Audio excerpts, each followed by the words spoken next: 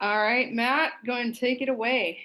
Well, thanks, Denise. I appreciate it. It's an honor to be here with you folks. Who is in the room? I'm gonna go ahead and My uh, geography is limited, so like I always confuse, California is just one big state for me. yeah, so we got this is our key event team. So um Awesome. basically to give you an idea, the audience is anybody, they're over 150K in sales. Some of them been around for several years. Um and and sell 40K a campaign basically is the minimum requirement to be on. Awesome. Awesome. Uh, Well, so I and I can't think see everybody. yeah, if we've met, hello again. If we haven't met, hello.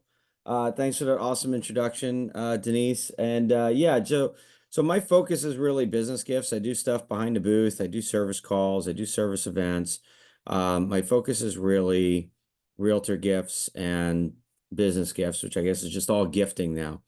So Denise asked me to kind of talk for a little bit and then have some room for some questions and answers. But since I can see you, just a little bit of help me understand where you are. Who would say that gifting, business gifts or realtor is, their primary focus in the room? Anyone? I don't think anybody except for maybe Jeremy Caton, Yeah. Okay. who's not currently in the room, but he's supposed to be here, but it looks like he's running late for lunch. Awesome. Awesome. Yeah, Captain Caton is obviously amazing at realtor gifts. So so is it mostly people in the room looking to maximize opportunities at the booth? Yes, Okay. I believe so. Because I think that the idea behind this message is to help us get more business gift orders at the booth. Excellent. Excellent. Okay, so for everybody who's been at Net or seen any talk on business gifts, some of this will be repetitive, but hopefully, well, I'm sure there'll be some nuances you might not have heard before, or might not have captured the same way, and obviously, have some questions because we'll have some time for Q&A. So I'm just going to dive right in and kind of tell you what I do in my approach, when I start the conversation about business gifts with somebody. First of all, on my display, I definitely have a couple of gifts out, a minimum of 3 gifts. I like to have one out that has a personalized engraving, like handcrafted, especially for, Bob and Maria Jones or whatever. And then one that is a more typical kind of realtor engraving, logo, name and number, that sort of thing. At the minimum, I have 2 or 3 gifts, usually 3 is a minimum. Sometimes I have kind of a 2 foot by 3 foot section that's business gift, and it's kind of all layered, and there's several options there. I try to have that little sign, little flyer that says, do you run a business, kind of visible near those gifts.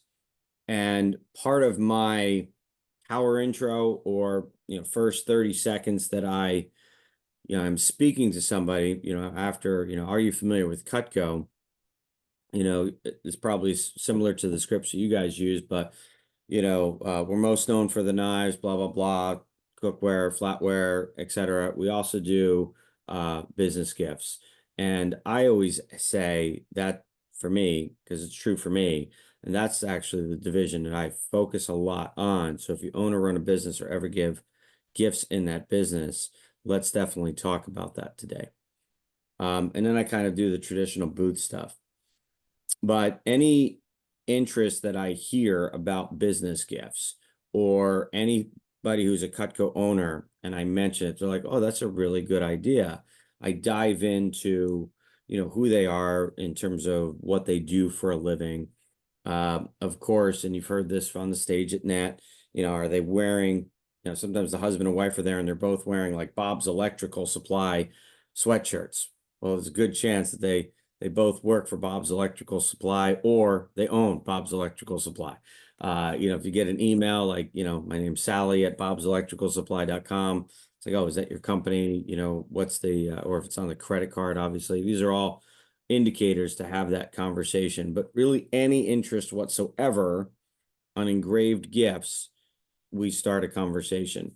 And there is a lot of opportunity to add a good amount of CPO at the booth by adding business gifts. Okay. However, it's a little bit different than, in my opinion, than kind of getting them to buy into the flatware or the cookware as well today. In other words, it's more common that I will book an appointment for outside the show to consult with these people about gifts for their business. It has to kind of pass a few gates, because with business gifts, you're going to need a few things to be true in order to close at the booth. Number one, they have to already be giving some sort of gifts or have a budget for gifts. So they already have to know that they're giving something. Number two, they're not married to something else that they're giving. Number three, they have the budget that they're going to be spending on the gifts for these people already identified, and that budget is appropriate to gift Cutco.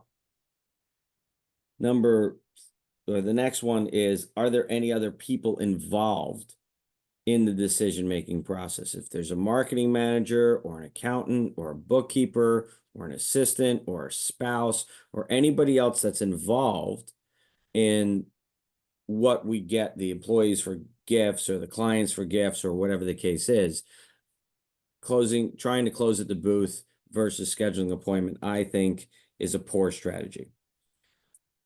Also, have they expressed the desire? Do you think they have the desire, the willingness, or have they decided that Cutco makes the best gift? Okay.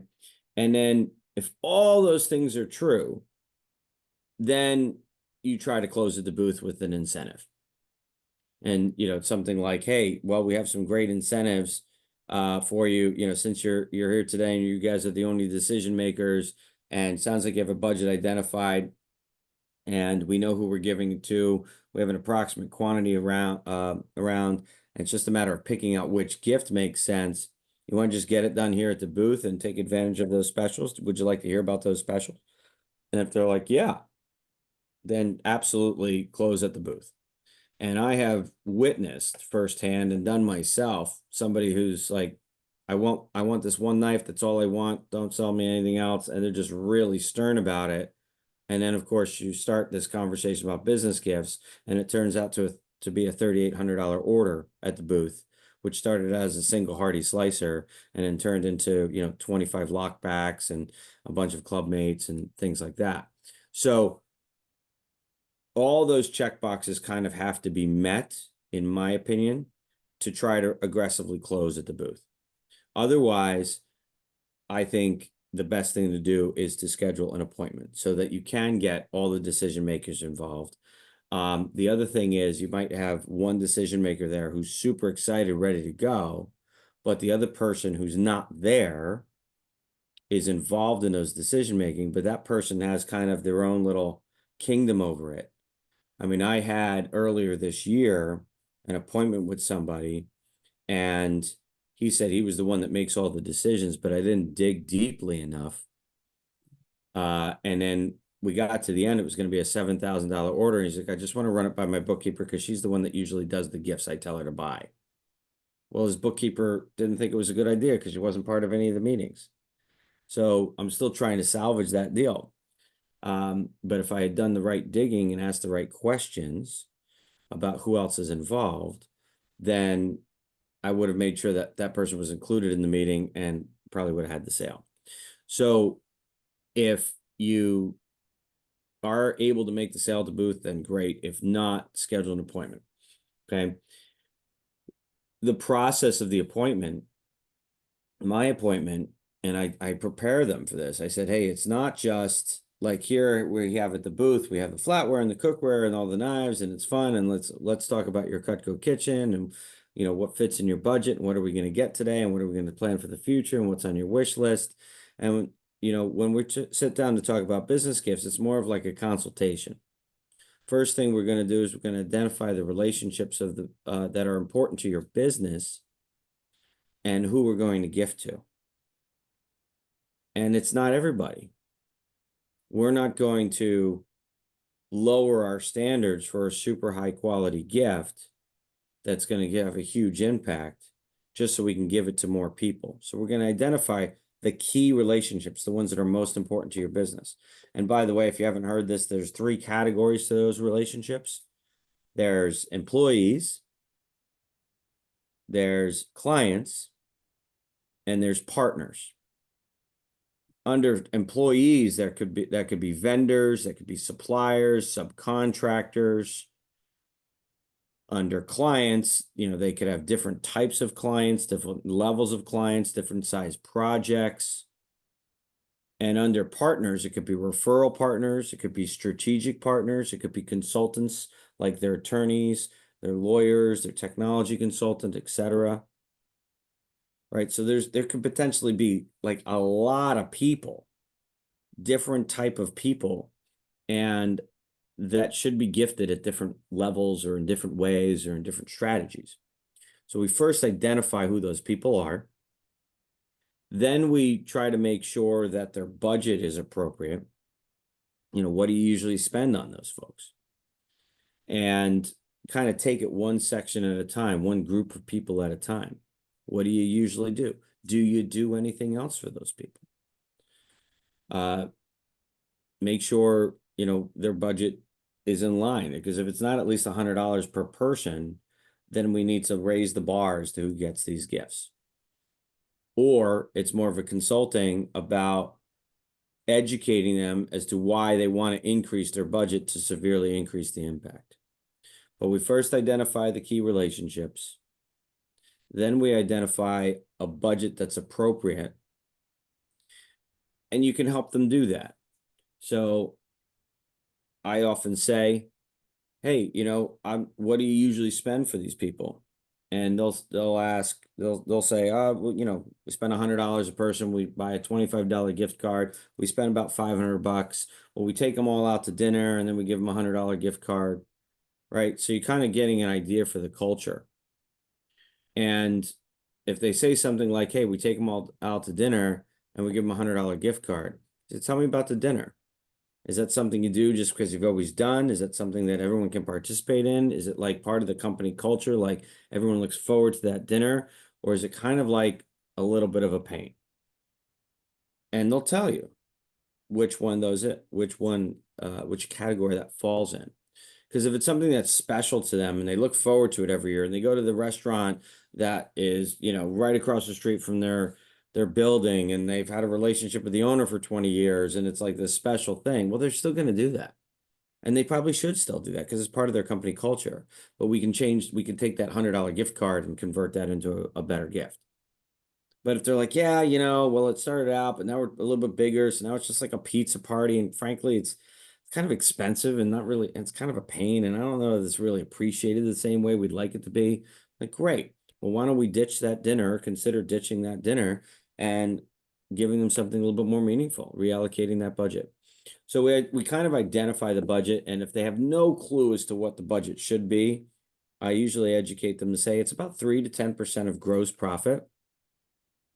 And here's the part where I am, as a consultant, right? The joke is, right, that a consultant takes someone who takes your watch off and tells you what time it is. So I basically say, hey, gross profit, and I explain it to them so I can teach them what gross profit is, but in a way that I think they already know what it is. So they get to not feel silly that they don't know what gross profit is, because depending on the business owner you're talking to, especially if it's a real estate agent, they may not even know, not even look at their P&Ls. So gross profit is essentially, there's a top line revenue of any business. Then there's something called cost of goods sold. And then there's gross profit. And then there's all the other expenses of a business. For example, you have a countertop installer. They'll do a $15,000 project for a person to put in new kitchen countertops. And $6,000 of that 15 grand is just the granite. That's cost of goods sold. Their gross profit is $9,000. And then keeping the lights on and their insurance and paying their employees and things like that is all under that. So 3 to 10% of that 9,000 in that case would be an approximate budget for a gift. So and all client appreciation gifts. So if they take all their clients out to dinner, or if they send them, tickets to the ball game or whatever, kind of what they spend per annum. And it's just a guideline. It helps people understand that, you can be more generous, you can be, maybe you're too generous, that sort of thing. But identify a budget. And then furthermore, as a consultant, you ask them, why are we gifting these people in the first place? Why are these relationships important to you? What are we trying to do? Some businesses, they want loyalty. They want to make sure their employees stay with them. They want to make sure their clients don't leave. They want to make sure, they have that loyalty. Others, they want more reviews or referrals. So what is the needle that the business is trying to move? Okay. I had one business gift client, and he's like a business coach. And so first year he worked with me, he got 24 spreaders. Second year he worked with me, we did 24 spreaders again, but now I got him on the drop ship program, which is amazing, by the way. Drop ship customers are absolutely money compared to non-drop ship customers. So anybody here not know what drop ship is? Okay. I So think most doesn't know. most do not know. So essentially a drop ship customer is where if we're engraving at branding tools, which I believe in doing because of proximity. I'm out here in Washington, you guys are in NorCal. They offer the ability to do drop ship or ship the gifts one at a time. So somebody gets 25 gifts, like this client of mine, Bill, instead of sending them all the gifts engraved all the same way, we hold on to them at our engraving warehouse in Vancouver, Washington. And then when he has a client, an instance where he wants a gift sent, he just sends an email, and then it triggers a process where we send out the gift to that client. Costs an extra $15 to $25 a gift, depending on whether we're sending it locally or all over the country, the size of the gift, etc. And it's sort of white gloving it for them. Of course, if we do that through branding tools, then we can uniquely engrave each gift. So instead of doing 25 gifts, all with Bill's company name, logo, and phone number, we just leave them blank. They're ready to go. When that email comes in, it says handcrafted especially for, George Bailey, with gratitude from, Bill's company, or whatever they want. We can engrave it uniquely. So it unlocks a lot of other services that we can do. And the strategy that we're trying to provide might be conducive to that. Realtors, logo, name, and number is pretty much the way to go for most of them, unless they don't want to do it that way because they have a real client retention problem. So these gifts turn into an ability for the client to never forget who their realtor is. But for a lot of these businesses, the relationship with employees, the write-offs are great, but some of them think it's tacky to put their logo on the gift. And it's one of those things like, what did Henry Ford say? If you think you can, you think you can't, you're right. It's sort of one of those things. If they think it's inappropriate, then it is. If they think the tagline is cheesy or it's great, then it is. So I like to meet them where they are. If they like to, if they're sold on the impact of the gift, and they're sold on the fact that this is the best gift, and they think they want to get their logo on it, then that's what we do. They want to engrave it with the person's name, then that's what we do. But dropship is definitely a great service. So backing up, right? We identify the relation. The way the appointment goes is we identify the relationship. We identify the relationships that are important, the budget that makes sense for those people, what impact they want. Like, why is this on their P&L in the first place? What's the impact that they're trying to get with these gifts? Then we kind of, again, as a consultant, suggest a strategy. So my client Bill had this unique thing where he didn't want repeat business or loyalty because he had a 1-year consulting engagement, and there really was, based on what he was consulting on, there really was no reason to renew it. Like the job was done after a year and he moved on. What he wanted was raving fan referrals. So he was making enough per client. So making like 20 grand a year per client. So what we decided to do as a strategy is we decided on a budget of $500, and we picked 3 gifts. For him, it was a spreader, a trimmer, and a pair of shears.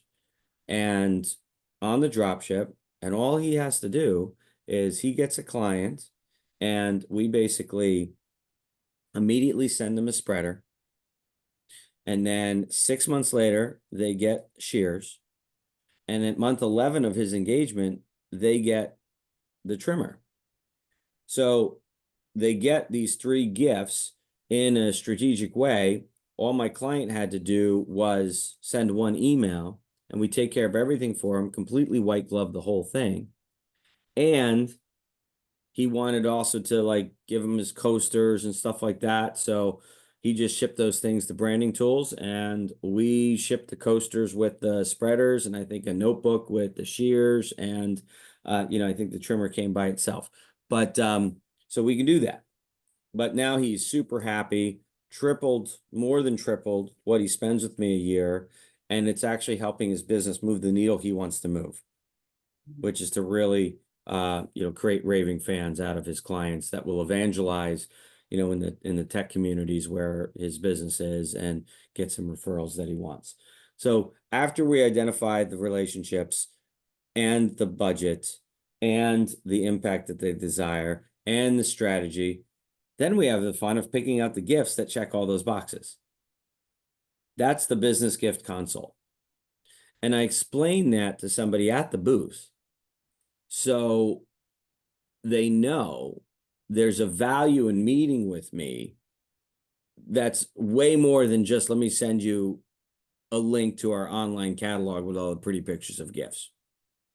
Like, that's not what's happening here. There's value in just meeting with you. The knowledge you have as a gifting consultant is why they should be talking to you about gifts. Does that make sense? Is that tracking? Yep. Yes. All right, get a thumbs up. Awesome. So that's the kind of the crux. And what happens is, when I meet somebody for the first time, whether it's at a networking event or at the booth, and the subject of, oh, what do you do? If I'm at a networking event and I say, oh, I help companies with gifts. And, sometimes I have my name tag, it says Cutco on it. I'm like, you ever heard of Cutco? Most often they have, sometimes they haven't. But I very quickly make sure that the value, if they already have Cutco, like, oh my gosh, Cutco's amazing, I love Cutco. Those are gifts. That's a great idea. All right. So they're already sold on that these make the most sense for gifts. And then it's going to be a quick meeting when we have a meeting, or if they're at the booth and they already have that level of excitement and conviction, like just hearing that that's an idea, like the light bulb snaps on, they're ready to go. They're the only decision maker, or their spouse is there and they're the ones that make the decision together. Nobody else is involved. Absolutely. We can show them options, have an abbreviated meeting of going through that process I just mentioned, and pick out the gifts. By the way, the show incentive is, everybody here familiar with the volume specials book? Yeah. Okay. So, quantity 10, quantity 25. So the special is you order, you need 25 gifts, right? So we get 25 gifts. You're actually going to get the 50 plus pricing. You get 50 gifts, you're going to get the 100 plus pricing if we do it today here at the booth. And so just an incentive to get it done today. So that's kind of what you do, but the value that you really have to have them understand that you have value is just having the conversation with you, because there's a lot of, psychology about the gifts. There's nuances about, why we want to do gifts a certain way, So my client Bill that I was mentioning, he told me, he's just like, yeah, I really don't need repeat business, What I want is referrals.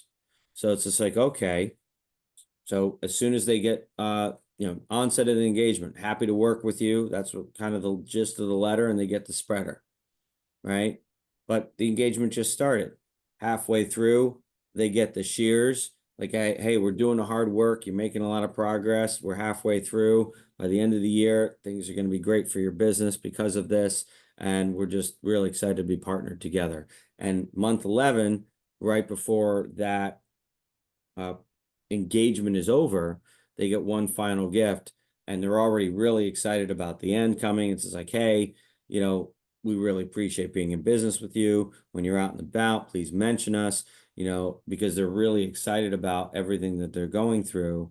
It's about to be over, about to reap all the benefits. They've already started reaping some of the benefits of the engagement. They're on that emotional high. They get that last gift, and then they go out into the wild and they go to their sales conferences and industry events and things like that and talk to all their peers and mention Bill.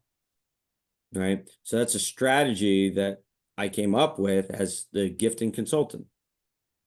Right. You talk another example would be you have somebody that does kitchen remodels. Well, more often than not, the needle that they want to move is the fact that they want, whenever you're doing a kitchen remodel, well, the client is very likely thinking about a bathroom remodel or an addition or, some other sort of remodel down the road. So you want to try to help to solidify that, put them over the top and wow them. And then you give them all sorts of practical tips and advice. For example, timing. When do you give the gift? Well, it's not the last day of the project. Very often it's not. In fact, if you're doing a kitchen remodel or you're putting in new countertops, I don't know if anybody's been through that sort of project in their house before or seen it done, but that last day of the project, when dust is getting swept off the countertops and their stuff's not even back on it yet, is not the time to give them the gift. They haven't lived in that space yet. They haven't enjoyed it at all yet. It's still work for them because they have to put their kitchen back, clean everything, figure out how everything's going to look. A month later, it's perfect time for the gift. And we don't change anything else, Mr. Jones. We're just changing the timing of the gift. You stop by, how's it going? See if there's any issues. Compliment how well they've decorated, how well it looks. It's great. Then you give them the gift and you talk about the future, right? And that helps move the needle, which you're trying to move, which is to get that seed planted or schedule a time to talk to them about that bathroom remodel or that next project, because that's the needle that business owner really wants to move, right? So you're this consultant and you have to bring forth value as that consultant and let them know that you have knowledge that they don't know. Because their business is countertops or plumbing or electrician or real estate or whatever. You are a gifting expert. And it's like you turn that little switch on as that consultant when the subject comes up. So those are I've weaved in some of the nuances here and some of the main selling points. Can I share screens here? Can I do that? Let me see. Can you allow me to, I should say? Multiple, try that. Okay. Now that I know how to do it. Awesome. Okay. So you should all be seeing this good to best checklist. If you've never seen this before, this is a piece of literature that helps along the consulting. A one-liner or 2 sentences that helps explain why they need to talk to me about business gifts is, hey, Mr. Jones, you guys probably bought gifts the way most people buy gifts because we're human beings and we buy gifts that fill someone's need, or we give them somebody something that we know they want or something that they're into, or we just want to see a great reaction when they open it. And one or all of those metrics is all everybody thinks about when they're buying gifts for their business. But because these are gifts for your business, they should have different checkboxes. For instance, the gift is a reflection upon you, whether you like it or not. Is it best in class? because if not, it should be. All right, so that's one of the things that those are just one of the check boxes. And I get this sheet in their hand. I'll have some of these printed out because if I'm going to be if they're going to be leaving me and they're going to be, we're going to schedule an appointment or we're going to follow up at a later date, I want this to be in their hand. It's way more important that they have this in their hand than the little trifold that has the pictures of the gifts. I give them that too, but if I were to only have one or the other, I'd rather have this to put in their hand. I also give them one of these gifts that miss the mark, right? The, I love that. these are gifts and these are gifts that everybody kind of has given out and received. Gift cards. I love that Sears is on this graphic because sometimes you get a gift card, you've had it so long, and that company's not in business. We all have a gift card graveyard in our wallets, in our cars, in our purses. And they get What? Sure. yeah. Hey, Matt, would you mind emailing these to me and I can share it with the team? Yeah, absolutely. And if you have Adobe Acrobat, you can edit off my my contact info on the bottom and replace it with your own. Cool. These are things I got from Rob Robincheck, who's obviously the leader in the company in business gifts. But when I talk about this, it's like, hey, logoed apparel, so you can get a really nice Patagonia jacket with Loan Depot written on it. And the first time somebody walks out in the grocery store and somebody asks them about mortgage rates, they're never wearing that again, right? Yeti, you're on the right track, Mr. Jones, with the Yeti cooler because it is best in class of what it is. But how many coolers does somebody need, right? Things that don't last, things that get regifted, things that get consumed, and don't even get me started on alcohol and food. You have so many landmines there between food allergies and dietary restrictions. And is somebody just recently on the wagon? Even if they like wine or whiskey, you can miss the mark by quality. I think a $50 bottle of wine is pretty darn bougie. For some people, that's for peasants. So it's just real easy to miss the mark. So I kind of give them this. So all I'm doing here, this is like junk knives, right? All I'm doing here is helping them understand that, between this flyer and this flyer, that they are basically, they need to talk to me because they don't know, they don't know what they don't know. Okay. But yeah, I can absolutely email those things to you. I think I stopped the sharing. Did I do that properly? Yeah, you're good. Okay. Yeah. So that's essentially the run through that I do. I could kind of go on and on and on, but I'm eager to hear any questions anybody has or thoughts. So hopefully each of you heard at least something new that you've never heard before, or some light bulbs have gone off that can give you guys some additional ammunition at the booth or otherwise. Anybody have questions? I have a quick question, Matt.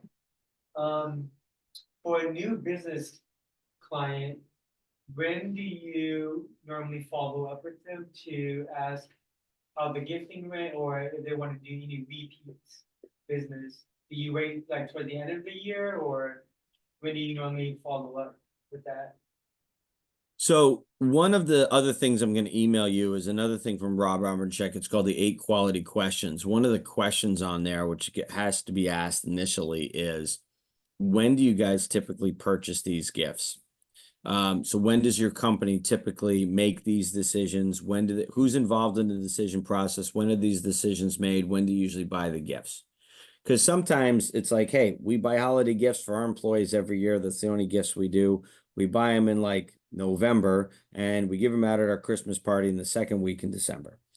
Sometimes they have that delineate, they know, okay? And I will tell them, well, hey, just so you know, we do a lot of those meetings in October and November for our last minute clients.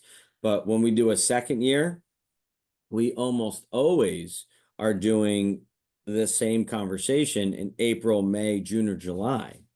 Reason is, number one, we just check it off the box and we get it done. So we don't have to worry about it last minute. Number two, we split the payments of the gifts over 6 months, no interest. So it can still be in the same, all the expenses can still be in the same calendar year from an accounting perspective, but you don't have this big chunk at the end of the year, which is just inconvenient sometimes. And number three, if anything goes wrong, or we want to do something personalized, we have plenty of time to make sure that we get it right and we're not rushed at the end. And some people are like, oh, yeah, that sounds good. We'll meet in November. Cool. Then we schedule in November. Other people hear that and they're like, oh, okay, but yeah, definitely not right now. Just call me in like September. So they'll still usually advance it a little bit. So find out when that is and then book the appointment. This is not like a demo or a service call where it's not in your best interest to book 3 months in advance. For some people, that's okay. And I would say some of the best business gift clients I've gotten, the appointments were booked far in advance because we want to make sure the right people are in the room and they know what to expect and they're ready to make decisions. So that's okay to do that. And I think I heard all of your questions. So if I didn't answer all of it, please let me know. Anybody else have a question for Matt? I was gonna ask, I haven't done business gifts yet, and I've had a couple of people say, oh yeah, I'd love to go ahead, like what you were talking about, they were thinking it would just be something to add on top of what they're already doing, but they were thinking I would just send them a link and stuff. Besides doing the application, what other steps should I be looking at to go ahead and start, really actually making it a business instead of just like a side thing? Yeah. So essentially, so you have not yet gone through the Cutco Gifting professional training. Yeah, I just went ahead and put the application through, like my Okay. Because that training is pretty good. It's about 8 to 10 hours, and it really does a thorough job of kind of getting the basics covered. And it goes way more in depth with everything I talked about here today. So that's a really great place to start. Some of the videos that are online about it on the Vector Connect is a great place to start. But just, absorbing some of this material, even these one pagers, and just, going through the good to best checklist and understanding, what most gifts don't do. You just go through this checklist versus I'm just meeting a need, I'm just fulfilling a want, giving somebody something that they're into at the moment, wanting the reaction, when they open the gift. Like those are the metrics we use when we're buying gifts for our family and friends. But you dig deeper, there's a reason why it's on the people's P&L. Sure, they want to appreciate people, but more than that, they want other things. Right? So our goal, our number one goal as a gifting consultant is to help our clients achieve a greater impact for every dollar they spend on appreciation. So your goal as such a consultant is to learn how to do that. So absorb the material from the training, watch some of the videos. I will give, everybody here can call me or contact me. I've been super busy lately, but if I don't respond to you, you just bug me, text me again. And I will, I promise I'll be available to you. Thank you. Sure. Anybody else? Thank you, Matt. You're welcome. We appreciate your time, Matt. Thanks again for being on at our meeting. And I will send out those forms as soon as you get them to me to everybody else. Awesome. And good luck at the fairs, everybody. Just, obviously just mention business gifts every single interaction because you never know.